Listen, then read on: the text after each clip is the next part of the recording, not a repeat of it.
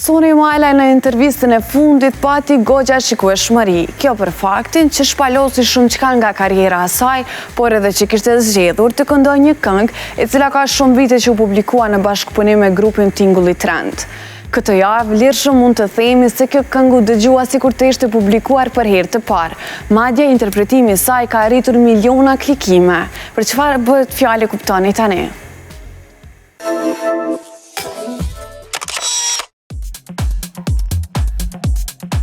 Soni Majlaj ka qenë në qendër të vëmendjes pas një interviste të dhënë për Meriton Mjekiqen.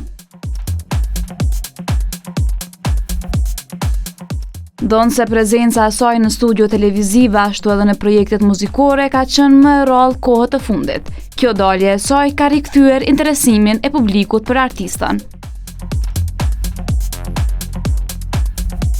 Gjatë intervistës, Soni jo vetëm që ripërforcoi imazhin e saj si një nga vokalet më unike në industrinë muzikore shqiptare, por edhe ndohu detaje të reja nga jeta dhe karriera e saj.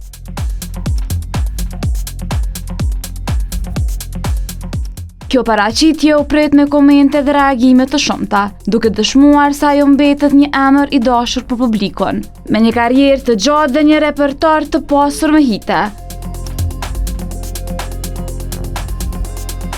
Soni Majlaj foli për ndryshimin e industrisë muzikore sot në krahasim me dikur.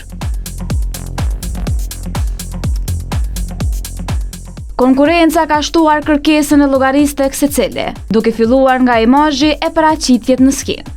E keqja është që është konsumi i shpejtë. Playbacku vazhdon fuqishëm nëpër klube, edhe kur duam të këndojmë live nuk është teknika e duhur.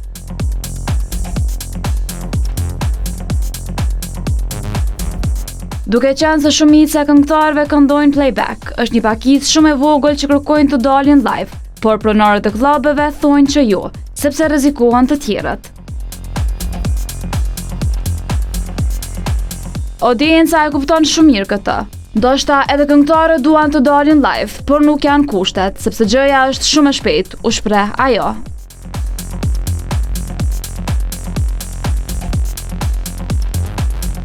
Një moment kulmor ishte performanca live e Soni Majlaj me këngën Më merr, një bashkëpunim të dikurshëm me Tingullin Trend.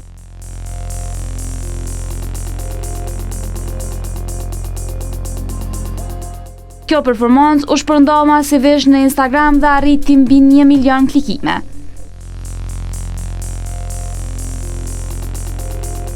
Sipas Google Trends, vrehet qartë se pas publikimit të kësaj interviste, interesimi për Sonin u rrit mjaft shumë.